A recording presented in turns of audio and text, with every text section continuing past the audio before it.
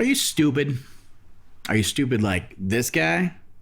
Yeah, that's me. And I'm an idiot who, for years as a guitar player, ran an instrument cable in the back of his speakers from his amp head to the speakers themselves. Turns out that's not a great idea, and you're probably playing roulette with the equipment that you've paid top dollar for. Maybe we should have a think on that. Hey everybody, and welcome to today's episode. We are talking about an instrument cable versus a speaker cable. What's the difference, and can you use them interchangeably? So let's just start out with the most obvious thing here is if you are just asking for that standard question, just want the answer to that, let's get out of the way and not waste your time. If you were to go to Google right now and just enter that into the text field and search, just type in what would happen if I use an instrument cable as a speaker cable, the answer you're going to get back is an instrument cable has a signal wire and a shield for carrying instrument level signals. A speaker cable has two identical wires for carrying speaker level signal. Using an instrument cable as a speaker cable can equal damage to your equipment. Using a speaker cable as an instrument cable can introduce a lot of noise. So there you have it. End of episode. Thanks. Bye. Have a great day. Oh, wait. So are you one of those people that wants to know a little bit more why? You want to dig a little bit deeper as to what the difference might be and how it can affect everything? Well, welcome to the right place. Let's go a little bit deeper. So first thing we want to talk about is just dig into why there's a difference. Let's go right ahead and get into it. Instrument cables usually are typically, they're a longer run. They're going to go further from the guitar to the amp itself. Now, that's not really where the problem is. The problem comes in where with instrument cables, there is a smaller wire in there, a smaller gauge wire, a higher gauge wire, but a smaller wire that takes a lower current from your instrument and then takes that over to your amp. And the thing about that is that it uses just one wire and then a shielding around that wire, which protects it from being an antenna or, introducing a hum or that noise that can come from a longer run of cable like that. Again, when we were talking about this with Hank Donovan in our episode about cables, what makes a good cable and a bad cable, he was telling us about the braiding that they use through Rattlesnake cables and why it makes such a big difference is because that special braiding, when you're moving the cable and you twist it or turn it or bend it, it doesn't break that braiding and it keeps that signal safe and doesn't let any of that interference come into the signal. Now, when it comes to a speaker cable, there is two cables on the inside there, and they can handle a higher current because they're a lower gauge. Remember, a lower gauge wire can handle more current, and it's a bigger wire. Those are designed to handle the high currents, and they don't have shielding, so they can introduce that noise. So there you have why when you just do the Google search on that and you get that answer, there's the reasons exactly why. With an instrument cable, you can damage your equipment because it's a smaller cable and a higher gauge, so it doesn't take as much current. And when you're passing, whatever 30, 50, 100 watts, whatever amperage your amp is putting out has to go through that cable, and you could easily do some damage to your equipment, which could be very costly. If you go the other way and use a speaker cable as an instrument cable, that's why you run into that noise that it's talking about, because that shielding is not there, and it allows that interference to add a noise into your instrument cable. And of course, because whatever's going into that cable is going into an amplifier, something that's going to amplify the sound, you're going to run into that interference noise and that hum that we all dread and hate and ruins any tone that we're trying to get. So there's your differences and why. The next part that I want to talk about is that parts on the inside. We're just going to take a quick look at what's on the inside of these. And first, we're just going to look at a quick diagram and breakdown, of course, what I was just showing you of the two different types of cables and how they're constructed differently and why that makes a difference, of course. So we'll take a look here where we have one cable that has the instrument cable and just the one wire, the smaller wire, and the shielding around it. And of course, we'll take a look at the other side here where It is a speaker cable, and there's 2 wires with no shielding, but thicker wires for more current. Seems little, but it's a big difference, and it could save you money and help your sound in the long run.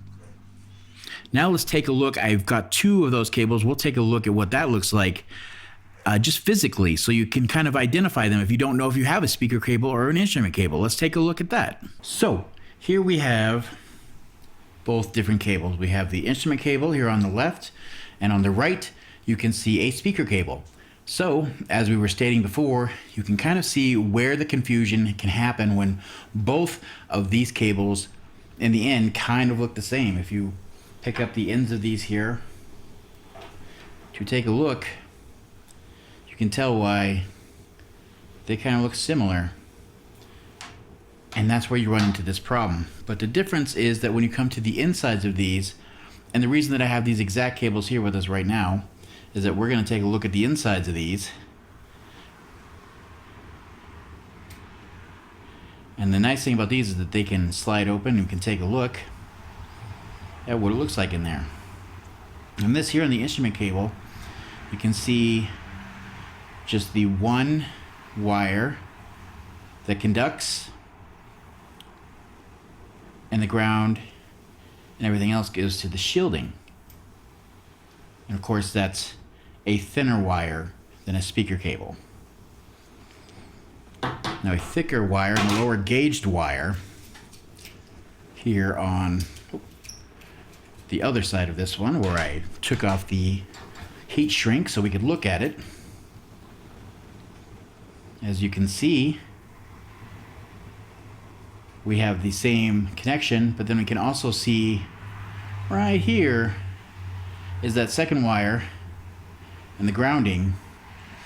And the huge difference there, as we were talking about and we've gone deeper into, is that that does not have any shielding, and if you're using that as an instrument cable, you're going to pick up that noise from that, and that's why that kind of makes a bigger deal. So not something you really want to do. You got the instrument cable and the speaker cable, and that's what the insides kind of look like, and that's why they're different.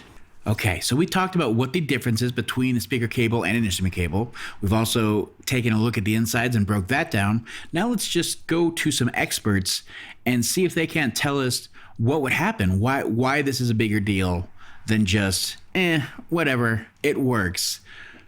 Now, to do this part, I was able to track down an article from our friend Hank Donovan over at Rattlesnake Cables, and he has a great article that they keep on their website, and I used that as a reference here, and he was able to talk to some big names in the amplification game.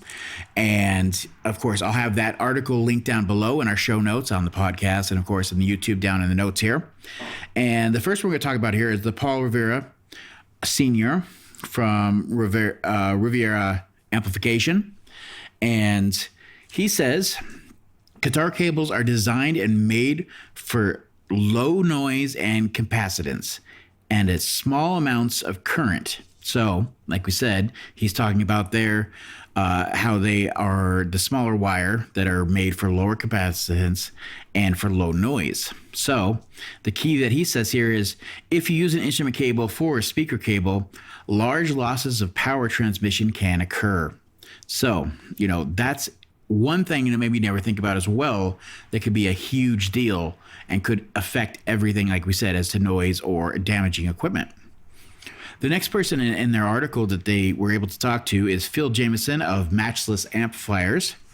And he says, and I quote, instrument cables should have a small gauge of wire wrapped in shielding so you won't wind up having a large antenna or a loud hum.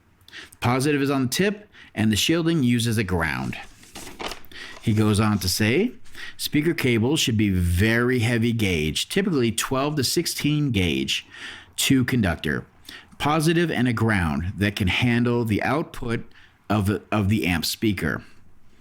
And the key part he says here at the end is you wouldn't use a shielded cable simply because the shield would not be adequate enough to handle the output current. So what he's saying is you don't want to use that shield as part of the current going between. Yes, you can use that, what's used as the ground, but it's going to be too much current at some point, and that's where we're talking about that damage can occur.